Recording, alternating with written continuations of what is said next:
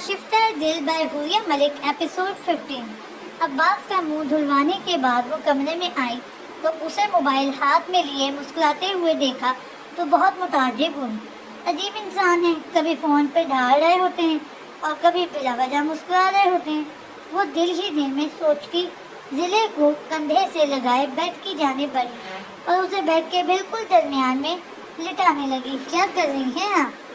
وہ عباس کو لٹانے کے لیے جھکی ہوئی تھی جب اس کے کانوں میں اس کی آواز پڑی۔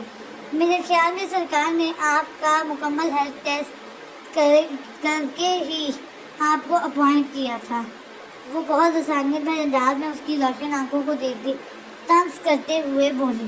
تو یمان نے بے ساختہ امڑ آنے والی مسکراہٹ بمشکل دباتے ہوئے اسے گھورا، لیکن وہ اس کی گھوریوں سے بے نیاز عباس کو تھپکنے لگی جب ہمک کے باپ کی طرف جانے کی کوشش کر رہا تھا۔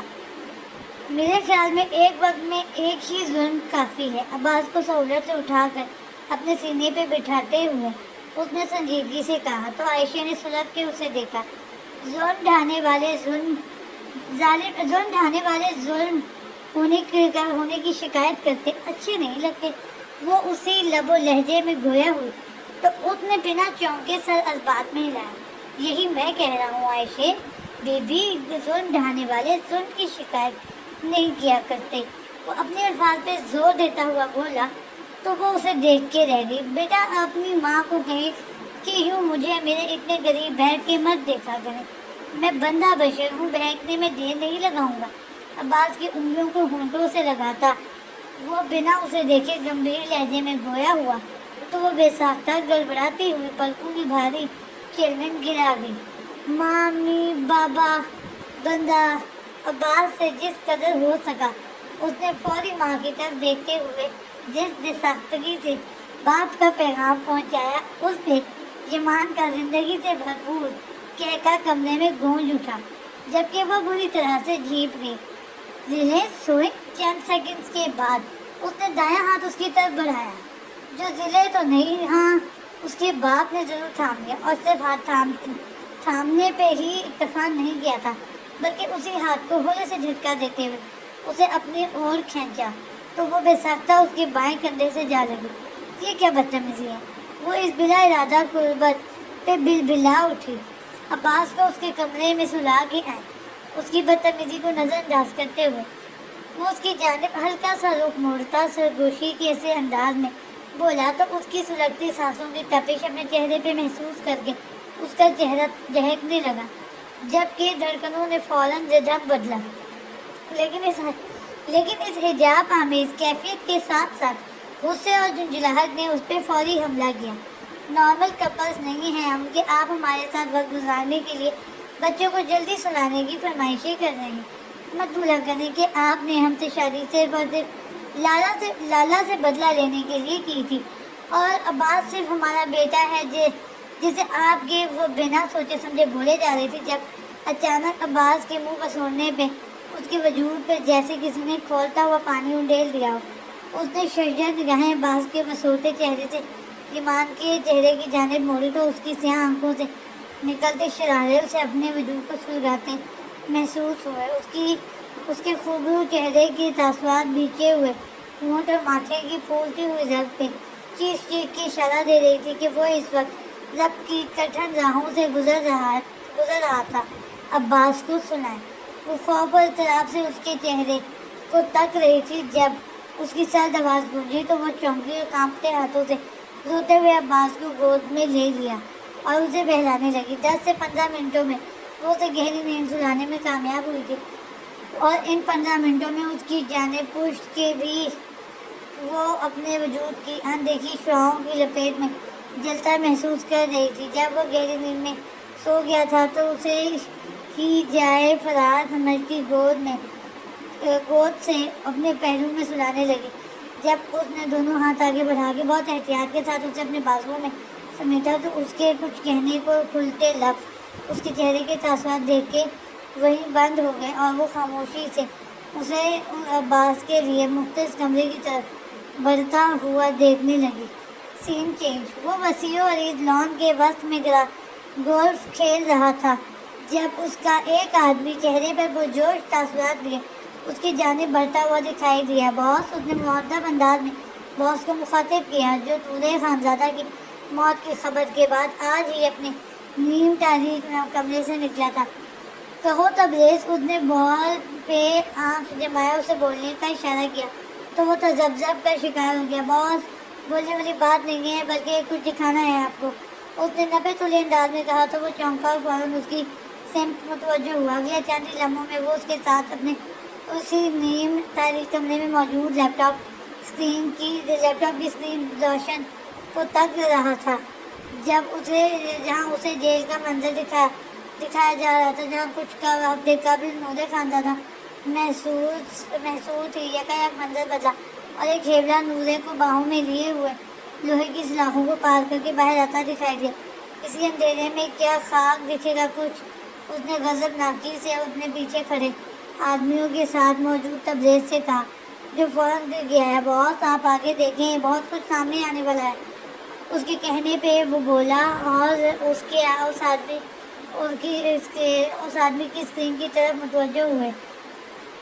ان سب کی بے چین اور منتظر نگاہیں اسکرین پر جمی ہوئی تھی، جہاں سیاہ گھور اندھیرے میں ایک ہیبلے جیل کی چار دیواری سے نکلتا باہر دکھائی دے رہا تھا، اور پھر ان منتظر نگاہوں میں بے یقینی اور حیرت کے رنگ یکایک دل ملانے لگے۔ تو اس کا مطلب ہے کہ نور خانزادہ کو جیل سے اغوا کر کے اسے قتل کرنے والا اجل چہرے پہ پڑتی نیلی روشنی کے حالے میں وہ سرسراتے ہوئے لہجے میں بولتا ہوا رکا۔ نور خانزادہ کا بھائی اور حماس خانزادہ کا بہنوئی اور سالہ ایمان خانزادہ ہے؟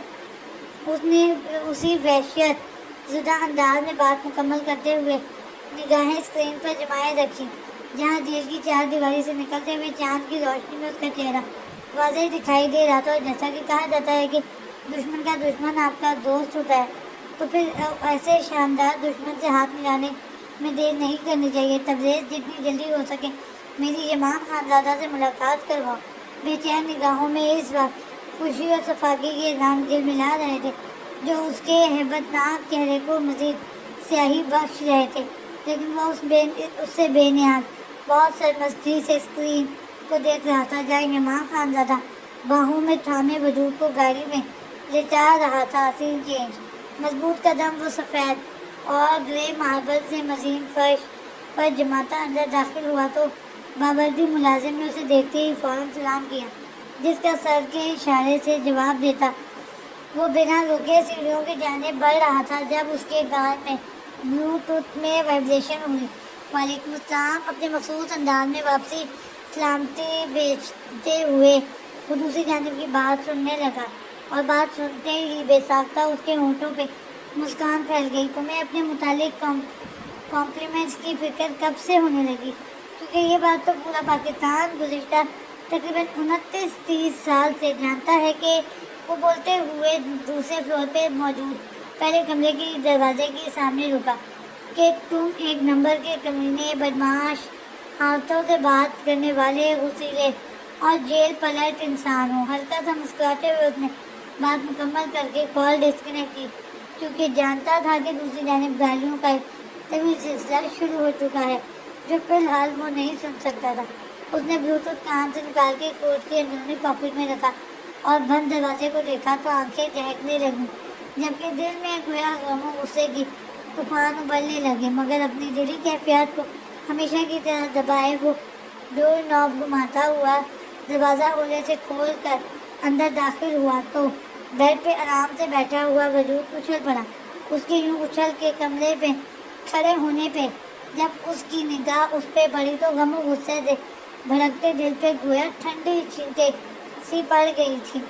سیاہ نیٹ کی لوز سی شرٹ پہنے، وہ سیاہ ٹراؤزر کے ساتھ گنہرے بالوں کو جوڑے میں باندھے بنا کسی چادر دوپٹے کے اپنے توبہ شکن سراپے کے ساتھ اس کو بہکا گئی۔ اس کی روشن نگاہیں بہت بے باکی اور گہرائی سے اس کے سراپے کا بغور جائزہ لے رہی تھی، جو اپنے کندھوں سے سلگتی شرٹ کو بار بار ٹھیک کرتے اس اچانک نازل ہونے والی افراد کو دیکھتی اپنے بچاؤ کے لیے بھی کوئی تدبیر نہ سوچ سکی۔ سچ کہا ہے کسی نے کہ عورت کے سراپے میں ایسے راز دفن ہوتے ہیں جو ایک مرد کے تخت و تاج کو الٹ سکتے ہیں۔ خوبصورت بھاری لب و لہجہ، معنی خیز انداز، آنکھوں کی بے باک لپک، کمرے کی تنہائی، اس پہ مستضاد اس کا سراپا۔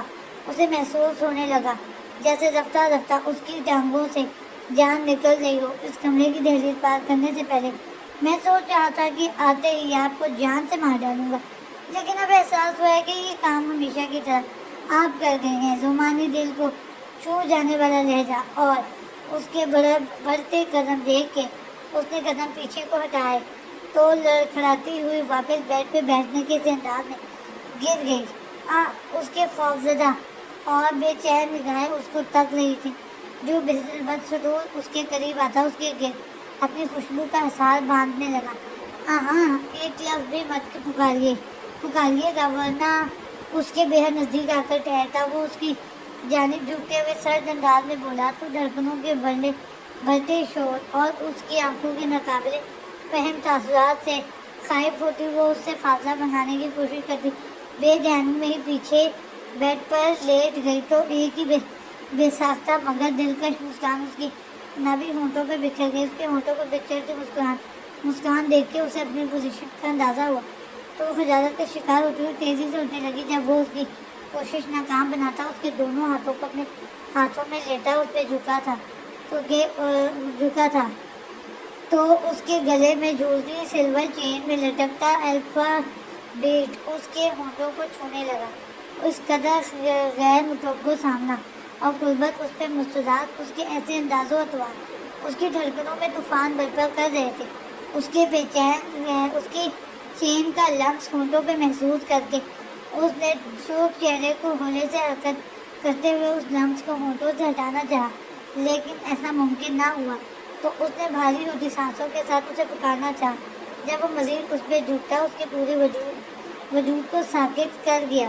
اپنی آواز مجھے مت سنائیے گا ورنہ میں اس وجود کے چھپے رازوں کو فراموش اس ارادے پہ عمل پیرا کر بیٹھوں گا جو ارادہ باندھ کے میں نے کمرے کی دہلیز پار کی تھی۔ سر لہجہ اس کی ریڑھ کی ہڈی تک کو سنا گیا، لیکن اس سے پہلے کہ وہ کچھ سمجھی وہ اس کے دونوں ہاتھوں کو ایک ہاتھ کی گرفت میں لیتا اس کے وجود سے تھوڑا سا فاصلہ بناتا اسے بیڈ پہ الٹا چکا تھا۔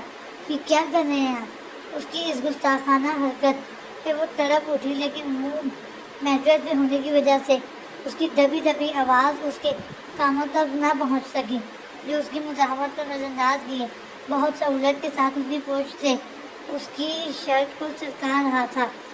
اس کی اس حرکت پہ وہ پہلے تو ساکت ہو گئی، لیکن اگلے ہی پل وہ شرم سکی کے احساس سے پاگل ہوتی زور سے اپنے ہاتھ مار چلانے لگی، لیکن ہاتھ پہلے ہی اس کی مضبوط گرفت میں، جبکہ ٹانگوں پہ بھی ٹانگ رکھتے ہوئے اس نے شرٹ اوپر کی تو سفید جلد پہ موجود سرخ نشان جو اس وقت نیل مائل ہو چکے تھے اس کی نگاہوں کی زد میں آتے اس کی آنکھوں کے کنارے یکایک سرخ کر گئے۔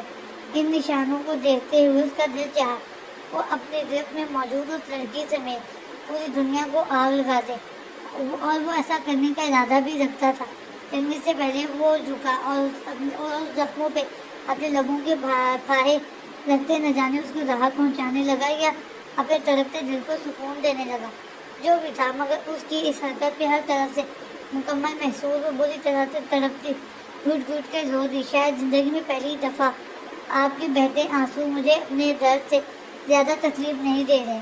اس کے کسمساتے اور کھسکتے وجود کو دیکھتے ہوئے وہ خالی لہجے میں بولا تو وہ اور شدتوں سے رو دی، لیکن اپنی بات کا مکمل ثبوت دیتا وہ اس کے رونے کی پرواہ کیے بغیر بیڈ پہ پڑی کریم جو وہ اس کے آنے سے پہلے لگا رہی تھی اسے اس کی کمر پہ لگانے لگا، جبکہ میٹریس میں منہ چھپائے شدتوں سے روتی اندازہ نہ کر پائی کہ کس انداز مسیحائی نے اسے اندر تک تاثیر پہنچائی تھی اور کیا کچھ اس کی روح تک کو چھلنی کر گیا تھا۔ اس کی سوچوں سے قدرے واقف وہ چپ چاپ یوں ہی اس پہ جھکا، اس کی وجود پہ تسلط قائم کر کیے کریم مرہم لگا رہا تھا، جب اس کی جیب میں رکھا موبائل گنگنا اٹھا۔ سین چینج۔ جیل سے اعلیٰ واردات حاصل کرنے کے بعد اس نے اسے بہت سکون سے لا کے اپنی اسٹڈی ٹیبل کے ڈرا میں رکھ دیا اور خود ان پریس کانفرنسز کی طرف متوجہ ہوا۔ جن میں وہ لوگوں کو بتانے والا تھا کہ آنے والے 24 گھنٹوں میں شہر کے ملک بھر میں ایک جنون انگیز احتجاج ہونے والا تھا۔ جو کام کچھ ہفتے قبل لوگوں نے اس کی بیوی کو قاتل مان کے کیا تھا، اب وہی ان آفیشیل کام بہت ہی آفیشلی کروانے کا ارادہ رکھتا تھا۔ شہر کی پولیس اور دوسری چھپی ہوئی کالی بھیڑیں یہ سمجھ رہی تھی کہ وہ اس ملک گیر احتجاج میں اپنی بیوی کے اغوا اور موت کی وجہ مانگتے ہوئے پولیس پہ بیجا الزامات لگائے گا، اور اس کے لیے وہ ذہنی طور پہ تیار تھے۔ لیکن نہیں، وہ حماس خانزادہ تھا تو بہت ہلکے میں لے گئے تھے۔ وہ نہیں جانتے تھے کہ اقتدار کی اس جنگ میں وہ اس کی بیوی کو شامل کر کے کتنی بڑی غلطی کر چکے تھے۔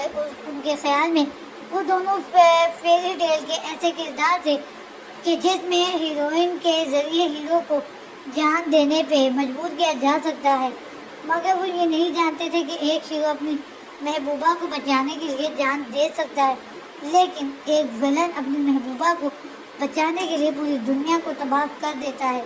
اور حماس خانزادہ نور خانزادہ کی فیری ٹیل کا ویلن تھا۔ سین چینج۔ عباس کو اس کے کمرے میں لٹانے کے بعد جب وہ واپس کمرے میں آیا تو وہ کمفرٹر سر تک لپیٹے سونے کی مکمل تیاری میں تھی۔ میرے خیال میں کہ بلی چوہے کا کھیل ختم کر ہی دینا چاہیے۔ اس کے نزدیک پہنچ کے کمفرٹر ایک جھٹکے سے اس کے چہرے سے ہٹاتا، وہ درست لہجے میں بولتا، اسے حواس باختہ کر گیا۔ یہ کیا طریقہ ہے آپ کا؟ وہ جلدی سے اٹھتی تکیے کے پاس پڑا دوپٹہ اٹھا کے خود میں لپیٹنے کی کوشش کرنے لگی۔ جب اس نے ہاتھ بڑھا کے دوپٹہ اپنی گرفت میں لیا تو عائشہ کا دل سہم سا گیا۔ اب یہ فضول ہے کیونکہ میں ہر پردے کو ہٹانے کا ارادہ رکھتا ہوں۔ اس کے گہرے انداز اور آنکھوں کی بے باک لپک پہ اس کا دل دھک سے رہ گیا۔ آپ پاگل ہو گئے ہیں؟ آپ کی بہن کو مرے ہوئے 2 ہفتے ہوئے ہیں اور آپ یہاں یہ سب کر رہے ہیں؟ دوپٹے کا ایک کونا ہنوز اپنی مٹھی میں دبوچے وہ نامحسوس انداز میں پرے کو کھسکتی کانپتے ہوئے لہجے میں بولی تو اس کے لبوں پہ مضحکہ خیز مسکان پھیل گئی۔ کہتے ہیں کہ عورت کا وجود آپ کے تڑپتے دل کو سکون دیتا ہے، تو بس میں اپنی بہن کی موت سے غمزدہ دل کو آپ کی قربت سے سکون پہنچانا چاہتا ہوں۔ اسی مطمئن انداز میں کہتا اپنی شرٹ کے بٹن کھولنے لگا تو اس کی آنکھیں باہر کو بولنے لگی، جبکہ دل گویا سر پر دھڑکنے لگا۔ آپ ایسا کچھ نہیں کریں گے، آپ کو اپنی سکون کی پڑی ہے، آپ کو اس بات سے کوئی فرق نہیں پڑتا کہ آپ کی قربت ہم پہ گرا گزرتی ہے۔ وہ نم آواز میں بولتی، اپنے بھیگے رخساروں کو ہتھیلی کی پشت سے صاف کرتی اپنا دوپٹہ کھینچنے لگی، جسے وہ اگلے ہی لمحے کھینچ کے پرے صوفے پر اچھال چکا تھا۔ میری جان کی بات آپ مجھے 2 سال قبل بتا دیتی تو آج آپ کو بار بار مجھے یہ نہ باور کروانا پڑتا کہ عباس آپ کا بیٹا ہے۔ اپنی شرٹ کا آخری بٹن کھولتا، وہ اس کے فک چہرے پہ گہری نگاہ ڈالتا، اپنی شرٹ اپنے وجود سے علیحدہ کرنے لگا تو عائشہ نے فوراً اپنی آنکھیں میچی، لیکن جیسے ہی اس نے اسے اپنے بےحد قریب براجمان ہوتا محسوس کیا تو وہ تڑپ کے فاصلے پہ ہوئی، لیکن اس نے فوراً بایاں بازو کی کمر پہ کے گرد حائل کرتے ہوئے اسے اپنے نزدیک کھینچا تو وہ اس کے ساتھ آ لگی۔